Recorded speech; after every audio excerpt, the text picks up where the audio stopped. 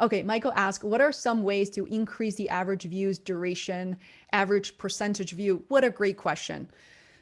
So one thing you notice, like why you end up watching a video on YouTube longer than the other ones is because this person created very engaging content. Usually what it's called is it's a hook at the beginning of the video. So some YouTubers or even say, hey, make sure you watch till the end because I have a giveaway or there's something really important I want to share with the community. So don't bury the lead, number one. And when you view your video, instead of thinking about, oh, I better make, I think about the first part of the video to be giving a lot of content and value within the first minute or two. These days, the first minute or two, that's too long.